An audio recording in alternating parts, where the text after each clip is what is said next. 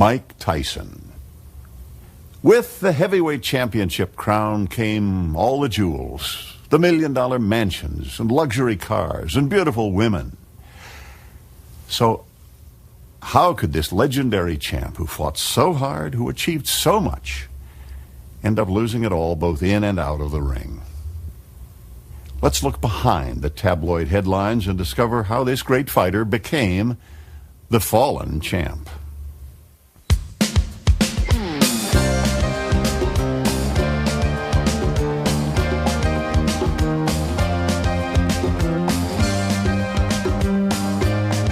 And Tyson was never meant to be a great champion. He didn't have the character.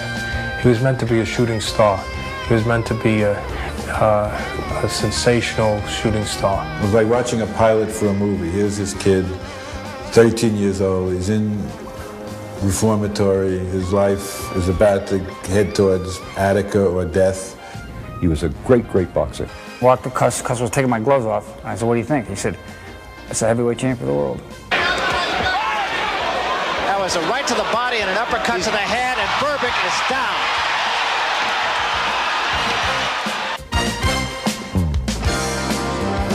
And he's down again and in serious trouble. He cannot control his temper. Mrs. Tyson did not want to sign a domestic violence complaint.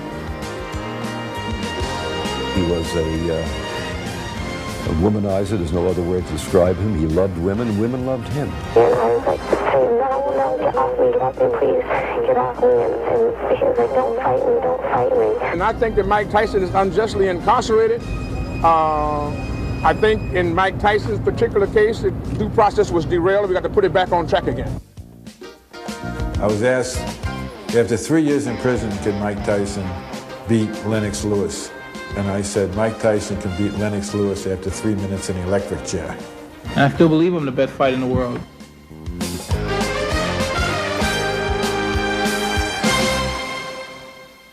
Michael Gerard Tyson was born into crushing poverty on June 30th, 1966.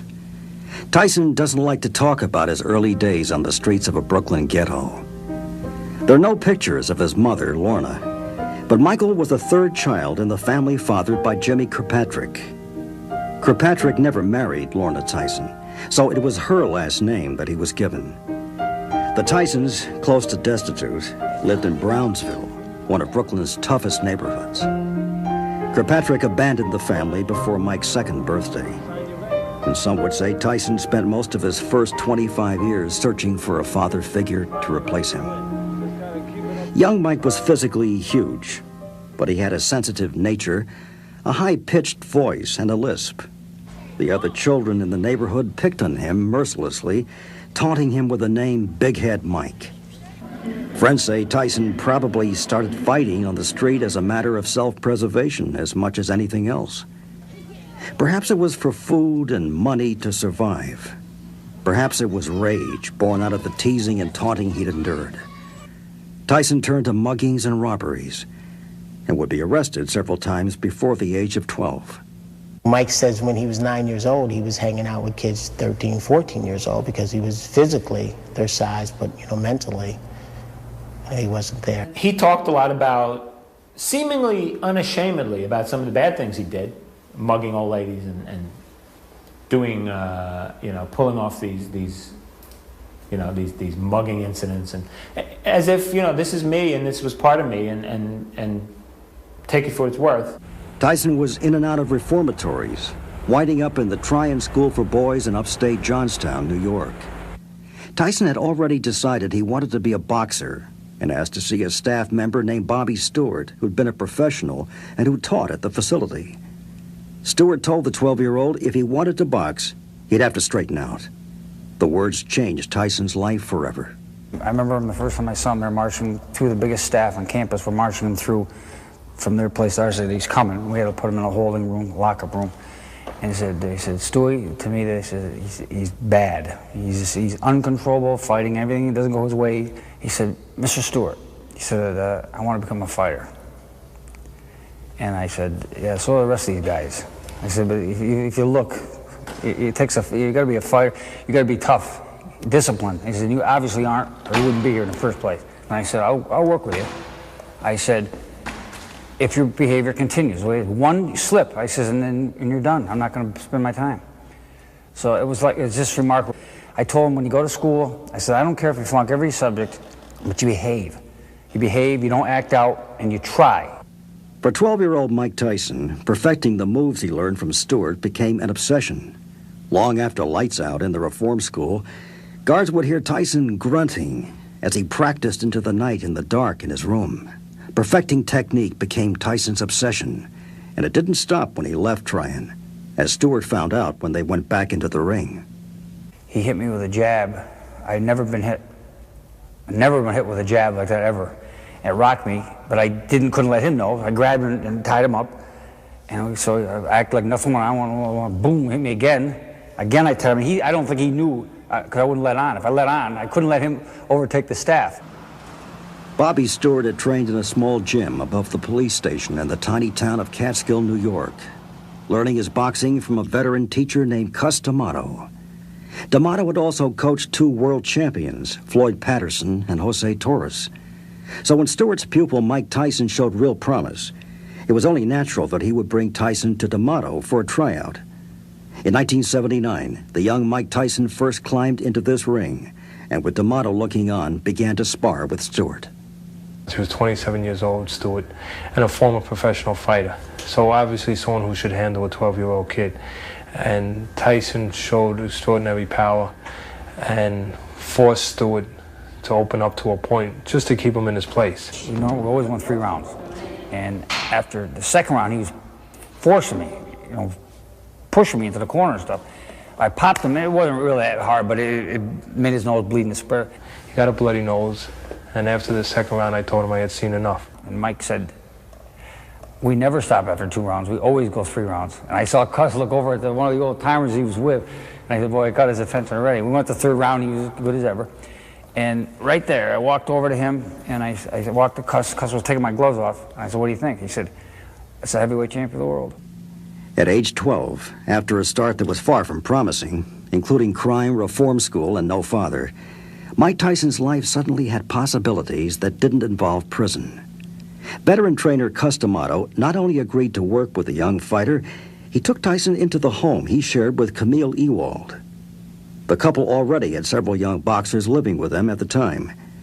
But when first offered the chance to live in the huge white house with its sprawling lawns, and when told he'd have a room of his own, Tyson couldn't believe it. He said, here's a kid coming out of a bad setting, going through a lot of stuff fast, moving in, a black kid moving in with I think all white people. It's hard to adjust. I mean, he was scared. When I first brought him down here, I brought him into Cus's driveway. He said, what am I going to do? What's this? I said, this is where you're going to stay. Me? What am I going to do here?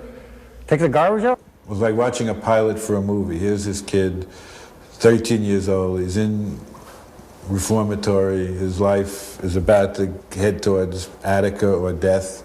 And there's Cus, this then, 72-year-old old Italian guy from the Belmont section of the Bronx, is thinking his career was over. He had these 2 great champions in the 50s, Jose Torres and Floyd Patterson, and now he just was working with amateurs and delinquent kids, and he gets a new lease on life. Bobby Stewart brings him this unmistakable prodigy who's a monster in the gym. And I think that prolonged Cus's life and saved Mike's life. Tyson's new surrogate family was headed by D'Amato, who was already a boxing legend, having trained 2 world champions. When D'Amato talked, people in the fight business listened. Reporters and camera crews visited the small gym and Catskill home regularly. They saw that Tyson had immense potential, and they noticed he wasn't the typical rough street kid. Mike was shy. He was quiet. He was affectionate. He would come up to Camille in the kitchen and give her a hug, or even with the other boxers. And in the documentary that we made, there's a time when he takes this kid, Frankie, and just goes like this with him. And he could be playful, and he could be moody. He'd be, sad some days, happy others. And he was very determined about his, the way he was in the gym. He had a lot of concentration in the gym. And he was very fast. when you walk into the house, there's a kitchen table, and there's like a bench. It's further that goes around this way. And Mike is sitting there. And I look at him, and he's glaring at me. I look at this kid, and I thought he was probably like 18 or 20 years old. And then when they told me he was only 13, I just couldn't believe it. I love boxing too, and I like doing it for myself. But I feel so bad, like if anything go wrong, when I look sloppy, so many people that, help me and everything to get me up here, and I just don't want to let them down. I can remember Mike asking me to borrow my bicycle. And I said, sure, you can take a ride on my bicycle. And he was looking, he just couldn't believe that I would give him my bicycle. And then he broke the pedal, and he was just waiting for me to, I guess, to explode. And when I said, don't worry about it, Mike, it's no big thing, it's just a pedal. And you could just see, he was just shocked that someone, would do things like that for him. That's it, see, ain't no way he's gonna hit you then, right? And remember, it's always good to throw the punch where you could hit him and he can't hit you. That's what the science of boxing is all about. Trained to get away from punches, not only defensively to save himself, but to create openings for his power and for his speed. And he was taught that specific style, to elude punches, to slip the straight, and to weave the round, and to explode punches in the opening. I remember Coach showing him how to throw the uppercut with the proper snap. And Mike would come right over here in the mirror and just practice it for round after round. With D'Amato as the teacher, Tyson became an obsessive student of boxing. Not just technique, its history. While in the gym, he practiced D'Amato's peekaboo style, fighting with one's hands high, as if in a defensive screen. At home, he would spend even more time practicing moves, as he had late into the night in the reform school. And his spare time would be dedicated to studying old boxing films of fighters like Henry Armstrong and Jack Johnson. He studied the fighters. He studied their mannerisms. He became a boxing expert. He knew more about boxing fights than almost any human being alive. That's it, there you go. Now you got, again. Who's the last guy to stop? Time. Teenaged Mike Tyson had found something at which he could excel, and for which he would win praise and recognition. But flashes of his life on the street shone through. If I think about where I'm going to hit him and how many times I'm going to hit him, I have everything planned ahead of time. And if I hit him in the body once and I see that hurts, I'm going to hit him in the body at least 20 more times. And then if he's still up after the 20 more times, I'm going to hit him to the head. Well, he was like a sponge. He first of all, part of what makes a guy a good student is their assets, physically and mentally. Great physical assets, obviously. Speed, good reflexes, power. And he had an innate intelligence, which we later found out. But one of the great assets and qualities you need to be a good student is interest. I remember he was about 17, and I went up to his room in Catskill, and I said, well, what fighters are you watching now? What fighters do you admire? And he started to talk about Rocky Marciano, Tony Canzoneri, and Carmen Basilio, 3 white guys. And I said, well, why are you studying them? And he says, they all had short arms, they all had to fight guys taller than them, and I want to learn from them how to get inside and overcome a reach disadvantage. I can remember one day we were sparring, he hit me with just like this ungodly body shot, and it knocked the wind out of me. And I was saying to myself, if he throws another punch, I'm falling down, And I was like, the only thing I could do would feint a punch. And then there's a light here that shows. When the light came on, I come walking to the corner, and I could barely breathe. And I can remember Teddy saying something to me, and I'm like, I can't catch my breath. It was just so powerful. I remember there were guys from Albany who were very experienced amateur fighters. They'd come down once or twice, spar with Mike. Gone. You would never see them again. Tyson chose a nickname, the Tan Terror, and started winning a series of fights. The victories, generally by quick knockouts, started making the local papers. But his growing reputation caused some problems. It became hard to find anyone to step into the ring with him in the local boxing cards known as smokers. They'd go down to the Apollo Boxing Club in the South Bronx, and they would have lots of fights there. Nobody would fight Tyson. He was 15 years old. Nobody wanted to get in the ring with him. Sometimes when Cuss would have the professional sparring partners come up to the gym, they would let Tyson go a few rings with him. They didn't want to fight with him. In '83 and '84, when he graduated to the senior division, where he was fighting men. He would be fighting men that, you know, and he was beating them. Tyson was undefeated in his early amateur bouts, going to the Junior Olympics and dispatching 5 opponents in record time, 4 by knockouts. It was the first step on the way to every boxer's biggest goal, making the Olympic team.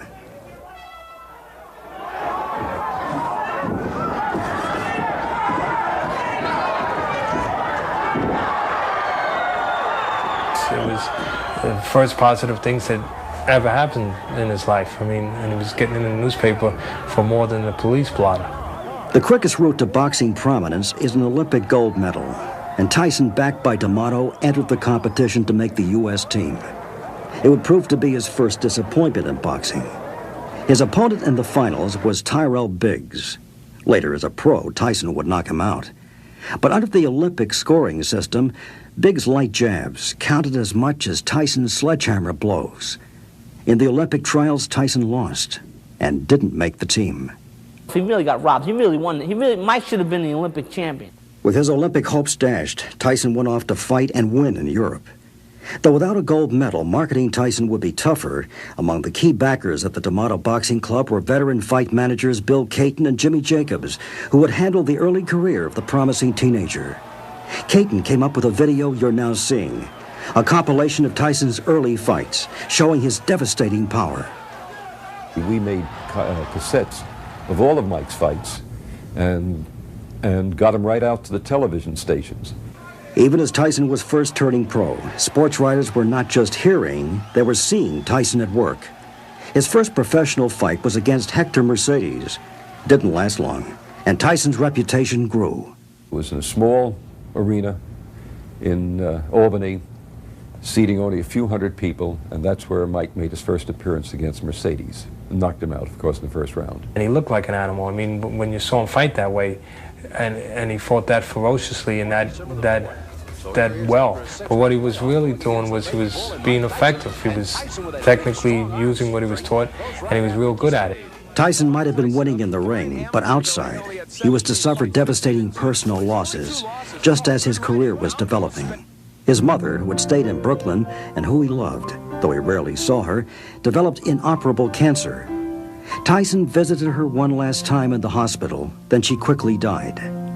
Suddenly, all Tyson had left was his surrogate family. I think it was '83 or '82. So then it's at that point, after his mother dies, is when he asked Camille, would you be my mother? And then Cus, I think it was '84, became his legal guardian. In 1985, Tyson fought 15 pro bouts, all ending in knockouts before the 4th round. But late in that year, as he was marching towards a shot at the heavyweight title, Tyson suffered what would be the most devastating loss of his life. November 4th, Cus D'Amato, the man who replaced what little real family Tyson had, died. Before his 20th birthday, Tyson was once again emotionally alone. The championship fight was 10 months away, but the lessons D'Amato had taught him were what kept Tyson focused as he prepared for the match. And I asked Mike, as we were driving along one that day, I said, Mike, what would Cus say about this guy, about Berbick? And he said, what do you mean? I said, what kind of fighter do you think Cus would say this guy is? Because I wanted Mike to know exactly what level fighter Berbick was, so he wasn't too terrified, too afraid, too nervous. And Mike thought about it for a second. He said, well, Cus would say this guy's a tomato can. And I said, I just wanted to see if you'd think the same way I do. He said, yeah. That was a right to the body and an uppercut to the head, and Berbick is down. 19-year-old Mike Tyson dispatched Berbick in the 2nd round, the former street thug becoming the World Boxing Council's heavyweight champion. Tyson, moments after being handed the championship belt, would dedicate the victory to the memory of his teacher, Cus D'Amato. Mike Tyson's managers, starting with Cus D'Amato, had kept the young boxer in the ring, fighting every 3 or 4 weeks. But as the new WBC heavyweight champ, Mike Tyson fought just 4 times in 1987, consolidating the title, with wins over James Smith, Pinklin Thomas, and Tony Tucker, and defending the crown with a revenge victory over Tyrell Biggs, the man who'd won the Olympic medal Tyson had been denied. In 1988, there would be 3 successful defenses, culminating in the sensational knockout of Michael Spinks in Atlantic City. Michael Spinks has to keep moving because every shot... Uppercut landed inside and Spinks went down. That is the first time Michael Spinks has ever been down in a professional fight. And he's down again and in serious trouble.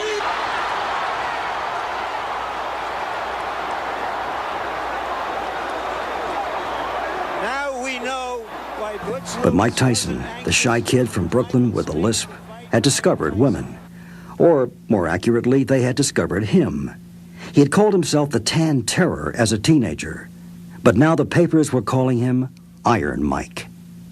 With fame and money comes attention, and then, you know, things like a lisp or being this big imposing guy, you know, and now all of a sudden your money makes you look good and they don't hear that lisp. He's Mike Tyson, he's heavyweight champion of the world. Women are literally lining up to meet him. He can pick and choose, and that has to be, for a guy who didn't know how to handle women to begin with, an absolutely devastating experience. I mean, it's a kid running amok in a candy store. When he knocked out Larry Holmes, he had Robin Givens in one section, Naomi Campbell in the second section, and Suzette Charles in the third section, and they were all very classy women. He fell in love with Robin Givens. Let's get the lead out.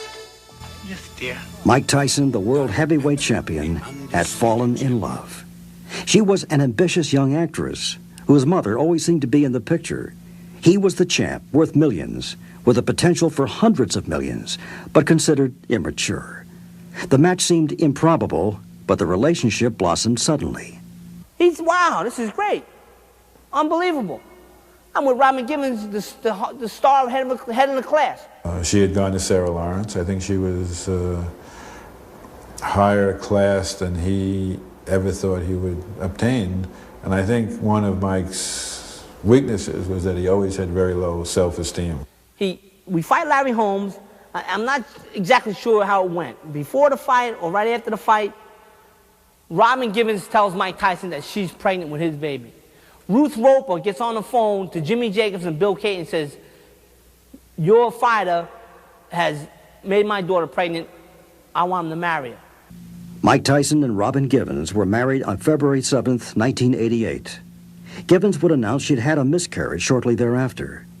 Despite that, there were hopes in the Tyson camp that the marriage to the actress would work out. Of course, the idea of Mike being married was something that appealed to me. I felt it would give him a certain stability. He was a womanizer. There's no other way to describe him. He loved women, and women loved him. And I felt that this was a good step. I was all in favor of his marriage. The tabloid headlines were still to come. The published reports of fights in the Bernardsville, New Jersey mansion Givens and Tyson had bought. Tyson, though, was already telling his friends that the marriage wasn't working. And those who spent time with Tyson daily saw a dangerous trend, with Robin Givens and her mother taking over. He beats Tubbs. On the plane ride back, Robin Givens and Ruth Roper announced, I'm Mrs. Tyson. Everything goes through me. And they start spending his money. Before they got married, she was terrific. She was kind, she was warm, she was considerate.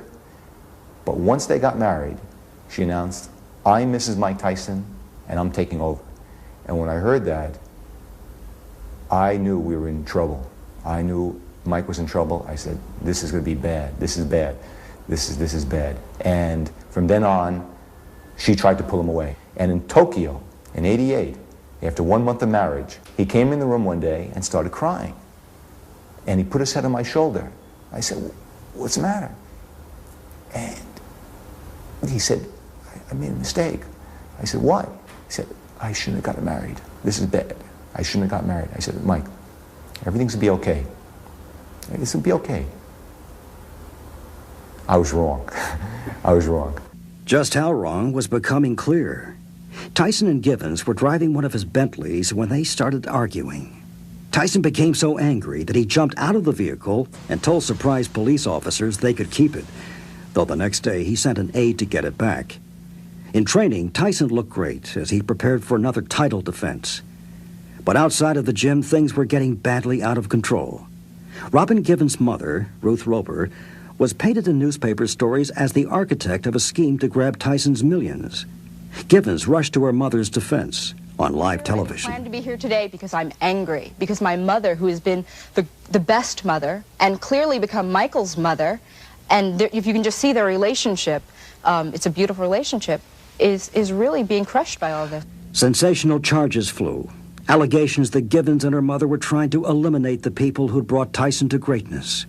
Givens portrayed herself as a loyal wife, trying to protect her husband against boxing sharks, who she claimed were stealing Tyson's money. With a vicious behind-the-scenes battle for control, only in the ring did Tyson seem safe. But that, too, would change. His fight with Spinks, he may have been one of the two best heavyweights of all time. The moves he made in that fight were extraordinary to knock out Spinks, who was a very capable fighter in 91 seconds. But then he fired Kevin. He broke off from me. Ruth Roper hits Bill Kane with a lawsuit the day of the fight that I know in my heart Mike Tyson knew nothing about. 1988 became a blur of embarrassments and disasters for the champ. Just 2 months after the triumph of the Spinks fight and the break from his longtime manager and trainer, Tyson was arrested after breaking his hand in a street brawl with Mitch Green, a boxer he'd beaten 2 years earlier in the ring. The argument had begun inside a boutique in Harlem. Green, verbally, hit directly at Tyson's weak spot. He's a young, dumb knucklehead that got to ask his wife for permission to do whatever he do. You understand what I'm trying to say? Mitch Green wasn't the only one saying it. And it seemed Tyson would have to choose between his old friends and his new wife. Robin Givens was saying his manager, Bill Caton, had cheated him, that he needed to change the people handling his career. What wasn't widely known was that she and her mother had been getting advice from Don King, the colorful and controversial boxing promoter. King is painted by Tyson's early friends as one of the principal villains in the story. And it was almost as if Robin Givens was the jab that set him up for the right hand of Don King. I'm a controversial figure because I succeed in spite of, not because of. Many people that have been beleaguered with the problems that I've been assaulted and assailed with would have been gone a long time ago. They wouldn't even be here. Don King had become Tyson's new father figure. If Tyson had spent his life in search of someone to replace the dad he'd never had, friends say, starting from when he was very young, often his choices didn't work out. When you're out in the street looking for guidance, who do you get it from? It's easy to get attached to people. Sometimes you realize later in life that your friends were really your worst enemies. Mike Tyson was the world heavyweight champion. And on the streets of Brownsville, where he'd spent his early years, there were murals in his honor. But in a throwback to his days on these mean streets, Tyson had broken his hand in a street brawl. Behind the scenes, Tyson's personal life had become increasingly bizarre. The arguments between Tyson and his wife, Robin Givens, continued and escalated, with rumors being printed in newspapers about the most intimate details, some of them completely false. They inserted into Mike's head that Robin was having an affair with Donald Trump. This was the beginning of the end, because this did two things for Don King. It put Mike's perfect marriage on the rocks, and it also cracked the relationship that Donald Trump had with Tyson. Trump, the prominent New York developer, had tried to straighten out Tyson's increasing financial and management problems and secure Tyson's fights as an attraction for his Atlantic City hotels. For a while, Trump added stability to Tyson's professional life, but his personal life was increasingly troubled. September 4th, 1988, Tyson was raced to a hospital after he smashed his wife's BMW into a tree.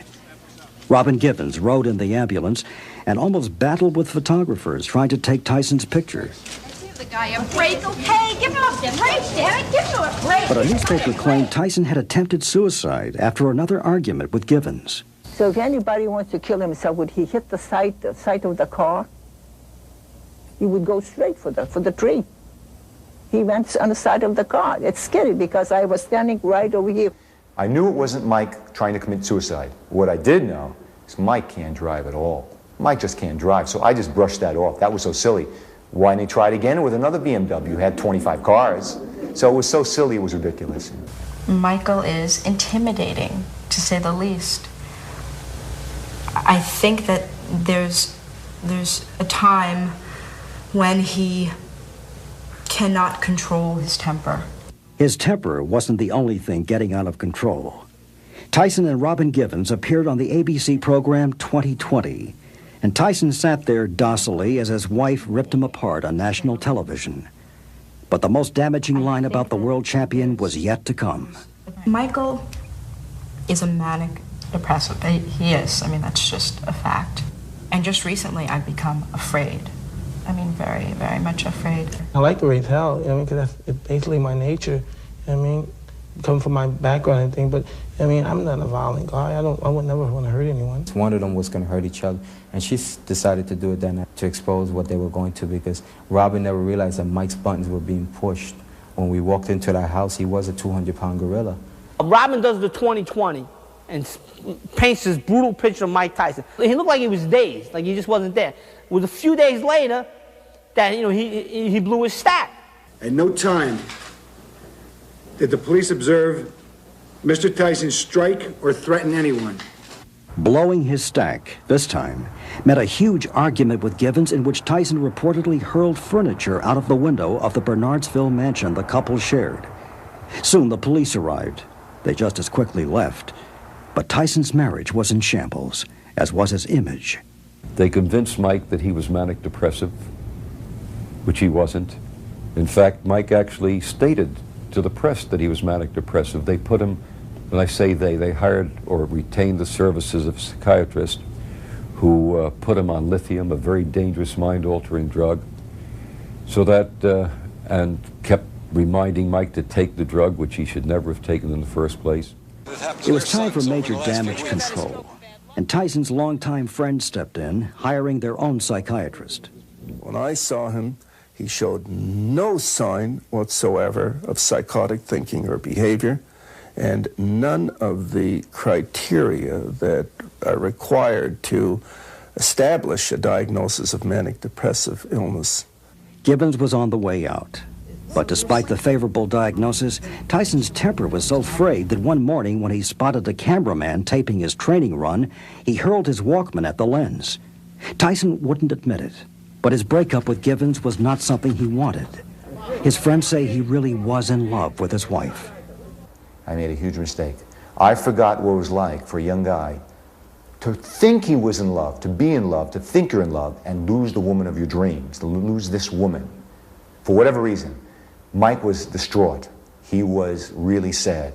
He didn't show it, he's a professional, but I should have realized he was that sad, that emotionally distraught. And I should have stayed with him, I should have been with him, I should have taken him on a trip somewhere to make him forget his troubles, and he would have been fine. That was my mistake. Because everything was chaos. I was fighting with a wife, with managers, you know, with promoters and managers fighting. I was torn between everybody because I wanted to be loyal to everyone. I never had a chance to be loyal to myself. I think he became more and more of a lost soul. Trained less and less, hung out more and more with these pimps and drug dealers and rap musicians. And there was no one in his life to reinforce the positive values, and no one in his life who loved him enough to say, no, you can't do that. By all accounts, Mike Tyson was headed for a fall. He was still fighting, and for the moment holding on. But those who taught him and saw him rise were seeing their hard work evaporate. February 25th, 1989, Mike Tyson beat underdog Frank Bruno. But Bruno started strong. Tyson, for the first time, seemed less than invincible in the ring. He'd no longer slip punches. He came right in straight. He didn't bob and weave. He didn't punch in combination. He was no longer the same fighter he was when he was being taught by Kevin Rooney. He rocks Tyson in the first round. Rocked him.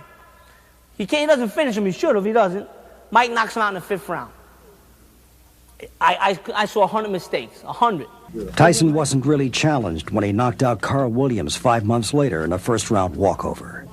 His next scheduled bout was with Buster Douglas, a title defense with someone who should have been an easy opponent, but Tyson seemed to have lost his intensity, the animal power that had propelled him to the top.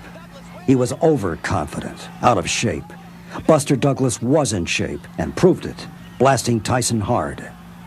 Douglas landed that punch, but he was beating Mike the whole fight. And if you look at that fight from the introductions on, Mike was not himself. His mind seemed a million miles away. He lacked that animal intensity. It was like an imposter had invaded his body. Mike never trained for that fight. Mike was in no condition for that fight. Mike's techniques eroded, and when the other guy starts throwing punches, Mike starts getting hit because he doesn't practice the techniques anymore. And when you add the combination together, and a very finely tuned Buster Douglas, confident, trained, at the right spot at the right time, very relaxed, trying, doing his best, it was the wrong combination for Tokyo. And Mike got knocked out in 10 rounds. It's over. It's over. Mike Tyson has been knocked out. And when I was champion, I gave everybody a chance, and I didn't like anyone making any kind of excuses when I beat them. So by all means, I'm not going to make any excuses. I lost. The reason I lost, not irrelevant. Just a loss is a loss. You take the bitter with the sweet, so we don't crack. And I still believe I'm the best fighter in the world. Just give me another chance. The titles are meant to be won, and they're meant to be lost. These things happen. But like I said, I'm the former champion. Just give me a rematch. Tyson wanted to fight Douglas again, but Don King didn't seem to be pushing hard for the rematch. As the controversy swirled, there were even louder questions about the pairing of the ex-champ and the promoter. Allegations that King's side called sour grapes. Complaints that King should not try to be both Tyson's manager and promote his fights. A manager tries to get as much money for his fighter as possible. A promoter tries to pay the fighter as little as he can because he keeps the difference between the income and what he pays the fighter. So there's a basic conflict of interest between a promoter and a fighter. Though he'd started his boxing comeback with a series of 4 impressive victories, Tyson went out of the gym, was alone and isolated. Then Don King asked him to come to the Miss Black America pageant in Indianapolis, saying it would help his tarnished image. Tyson's bodyguard and chauffeur says Tyson was in no mood to go, having spent the day at a memorial service for a friend. And Don insisted that he do this Indianapolis thing. He needed to do this because he needed to go there and represent all the black people of America, and it's your duty, you're a black man, and he hides behind that black rage of black and black and black, and finally he gets to this guy to a point where he says, all right, I'll go. Just leave me alone. Get us 2 tickets and we'll be there. I was on that US Air flight with Mike Tyson that morning prior to boarding when Dale Everett, Mike Tyson's, Don King's nephew, police officer, shows up. That Don King has a new set of orders, that they're escorting Mike Tyson to Indianapolis, and I'm to drive one of the Ferraris back to Ohio and wait for Mike to come home. Hello, my name is Desiree. Mike Tyson would later say his evening with Desiree Washington hadn't seemed that out of the ordinary to him. But the teenage Miss Black America contestant story, told to a 911 operator, was of a date she'd remember for all the wrong reasons. I went out with this person in the limousine that night, and the person told me that he had to go in to get his bodyguard and asked me if I wanted to come in for a second. And I said, oh, okay, fine, thinking that this was a nice person. And we went in, and the person started attacking me. The report coming into Indianapolis Police Headquarters July 19, 1991, was the kind of sad story police hear all the time. But this time, the accused rapist was Mike Tyson, a world-renowned heavyweight boxer. I came out of the bathroom, and this person was in his underwear, and he just basically kind of did what he wanted to do, and he kept saying, don't fight me, and I was like saying, no, get off me, let me please, get off me, and he was like, don't fight me, and the person was a lot stronger than I was, and he just did what he wanted, and I was saying, stop, please, stop, and he just didn't stop, and okay, now who's wrong? Mike Tyson had met Washington when he was brought to the Miss Black America pageant by promoter Don King. The visit was a publicity stunt in the middle of Tyson's preparation for his first big money fight after losing the World Heavyweight Championship. Tyson had asked Washington out on a date. She'd accompanied him back to room 606 in the Canterbury Hotel, his room, well after midnight. Tyson's account of what happened recorded on audio tape when he testified before a grand jury, was that the only thing he'd done wrong was not treating Washington nicely after they had sex. He hadn't walked her to the door. I said, I want you. She said, I want to be me and you alone. Yeah. I want you. Yeah. Okay, what did she say? She said, okay, just call me. Did you say anything else? No, I had to leave. He's grabbed every woman in town. Mike Tyson was used to fans and victories. But when he came to the Marion County Courthouse, he was headed for the worst defeat of his life. Tyson would see what was left of his glory stripped from him, as a jury of 8 men and 4 women convicted the former world heavyweight boxing champion of rape. Sentenced to 6 years in prison, Tyson was led away in handcuffs. He's been convicted beyond a reasonable doubt. He's a convicted felon. He's a rapist. He needs to go to penitentiary like everybody else does.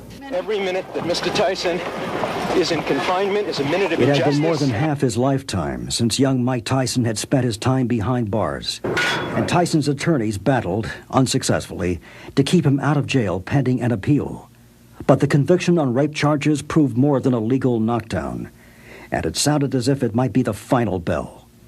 Mike Tyson seemed to have destroyed himself as spectacularly as he'd burst upon the scene. Tyson was never meant to be a great champion. He didn't have the character. He was meant to be a shooting star. He was meant to be a sensational shooting star. But halfway through his sentence, in an interview, Tyson said that when he emerged from prison, he'd fight again. And he declared he isn't upset with a woman who'd accused him of date rape. I'm not angry at it. I just despise the actions. Welcome to Larry King Live. Tonight on our King Size Week, Mike Tyson. So there's no bitterness? Or is there? I'm not bitterness, but this is one time I would like to have a little revenge. You know what I mean? I always go from this perspective. Whatever happens, you know what I mean? And sometimes you hit me with your best shot and we see how I handle it. But when the same thing happens to you, we must always remember never to take it personal. I never take this personal. Tyson's friends say it was the completion of a tragic circle. Tyson was totally alone. The key figures in his life were gone, just when Iron Mike needed them most. If any lesson that Mike Tyson has taught me, as my experience, is that money cannot buy you happiness. It can only buy you time until you realize that you're not happy. And that's the question here. He wasn't happy. When those boxing lights went out and those rings and everybody got a cut of their millions, and I was still sitting with the same guy who I met 6 years ago, who had no friends, no interests. But my situations of my life have to be conducted totally different than it was before. The Mike Tyson that was out there before conducting business was just a child. I wanted to tie it. I was just 20, just turned 20, I wanted to tie it. I was just a child. And I left, I had no chance to cultivate myself. Because if I did cultivate, I didn't cultivate in the proper direction because everything was chaos. In prison, Mike Tyson says he is a changed man. He has converted to a new religion, Islam. But he's fallen back to an old belief about those around him. I believe everyone that's involved in my life, one day or the other, would betray me. I believe that. I totally believe that. Artist Leroy Neiman is one of those who visited Tyson in jail. He's smaller and lighter, but he's clean. His complexion is clean, and his eyes are just completely pure and clean. He listens, he's sharp, he's relaxed. He's counting the days, I guess. The greatest country in the world, man. This is America, baby. Okay. Don King was facing his own legal troubles, having just been indicted for insurance fraud when he was asked about Tyson's future. What do you think he can come out and fight and win? Yes. Yes. I've been robbed and abused and taken advantage of all my life and lied to. I'm not going back into that same predicament again. You know what I mean? Eventually I'm going to have a family, and I'm going to have children, and I have to set an example for that. So I'm a specialist in it. I'm just a specialist. There's no doubt about it. And Allah forgive me for being vain, but I'm just expressing the fact I'm the best in what I do. I'm just the total best. There's guys out there that are great. They're great fighters, but they could do anything else. This is all I want to do. The youngest and new WBC heavyweight champion of the world, Michael Tyson. Will Mike Tyson make a comeback? Some say his time spent in the Indiana Youth Detention Center has only served to make him hungrier and more willing to do whatever it takes to regain the glory of his past. But whether or not Mike Tyson ever becomes champ again, there's little doubt that boxing promoters around the world will see his return to civilian life as an opportunity to stage some of the biggest, most lucrative boxing matches of all time. When Tyson is released, they'll be waiting.